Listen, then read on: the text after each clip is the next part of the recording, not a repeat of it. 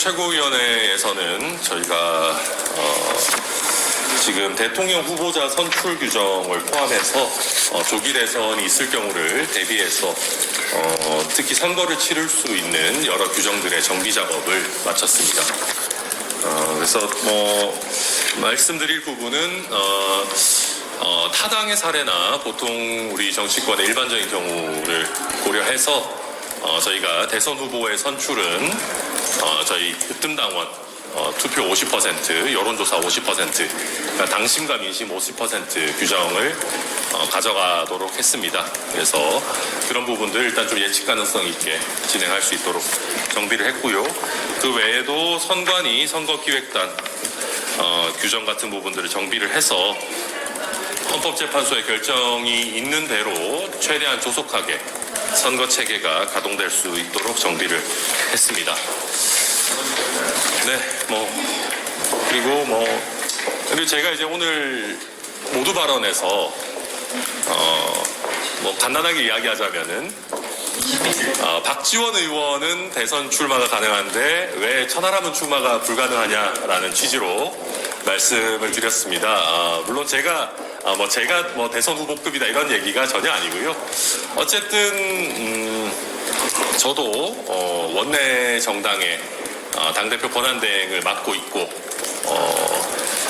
경선 정도는 도전해보고 싶은 마음도 있을 수 있습니다. 그 과정에서 당이나 또 스스로에게 발전을 하는 그런 계기가 될 수 있는데 저뿐만이 아니라 우리 원외에 많은 또 20대 30대 좋은 정치인분들이 계실 겁니다.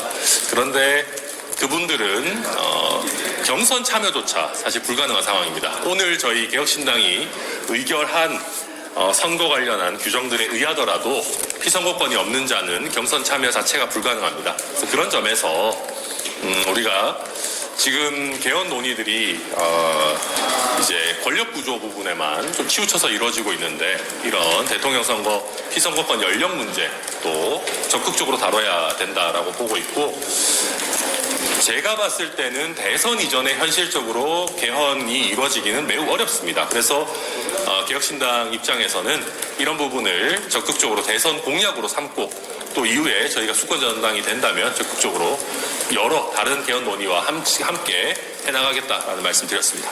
혹시 질문 있으실까요? 이재명 대표가 최근에 18억 원까지 상속세 문제를 가지고 이제 여당에서는 이제 기업 상속세 핵심은 기업 중개 부담 완화다 이렇게 개혁신당이 네. 우선 저희 이게 아직 개혁신당 당론으로 정해진 건 아닙니다만은 제가 봤을 때는 상속세 최고세율 인하가 필요합니다.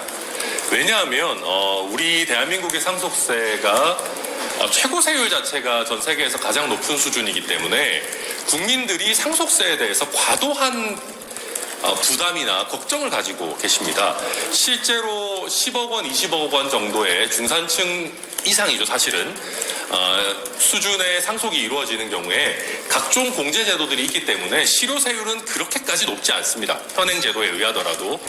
그럼에도 우리가 언론 등을 통해서 재벌들이 사망하거나 하는 경우에 이제 그 최대주주 할증까지 이루어져서 60%에 달하는 상속세를 낸다라고 하게 되기 때문에 우리 국민들의 상속세에 대한 부담감은 굉장히 높은 수준이거든요.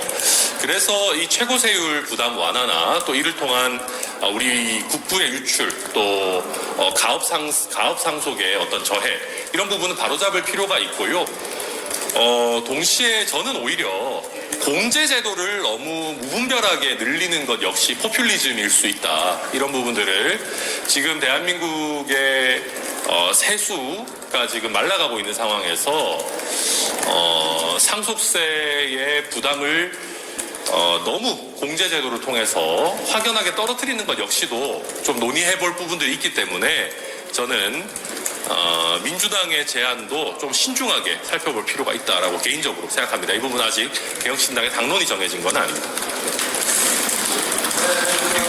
당 상업 여쭤보면 네네. 이제 허은하 전 대표께서 페이스북에 이제 이준석 원칙의 언론 도착인데 이런 취지의 글을 올렸잖아요. 이것에 대한 좀 입장을 우선 허은하 전 대표에 대해서는 저도 더 이상 많은 언급을 하고 싶지는 않습니다. 다만 하나 바로잡고 싶은 것은 허은하 전 대표는 마치 과방위 소속의 현역 국회의원인 이준석 의원이 언론에 대한 이런저런 요청을 한 것인 것처럼 오해될 수 있게 글을 쓰셨지만 그 카카오톡이 캡처된 시점은 2013년이죠. 그때는 이준석 의원은 의원도 아니었고 언론에 대해서 압력을 행사하는 것이 아니라 의견을 제시하고 또 협업을 해나가는 그런 과정이었다. 저는 뭐 그렇게 정도만 설명드리겠습니다. 대표님, 네. 허은하 대표 하나만 더 여쭤보면은 장외 폭로 비방전 계속 이어가고 있는데요. 어쨌든 당원이시잖아요. 네. 해당 행위하고 있는 거랑 마찬가지인데 조치하실 계획은 없으실까요? 우선 굉장히 안타깝고요. 저도 관용과 통합을 말씀드렸는데 그것이 저희가 최고위원회가 파행되던 과정에 있어서 여러 문제들은 저는 가능하다면 서로 관용하고 또 화합하는 것이 좋다고 생각합니다. 그런데 이렇게 계속해서 해당 행위가 이어지게 된다면은 거기에 대해서는 저희도 여러 가지 조치를 고민해 볼 수밖에 없다. 그 정도만 말씀드리겠습니다. 물론 가능하다면 이런 부분들이 잘 화합되고 또 통합되어서 이런 문제가 불거지지 않기를 바라고 저도 그 과정에서 최선의 노력을 다하겠다라는 말씀드립니다. 네, 이 정도 하면 될까요? 예, 고맙습니다.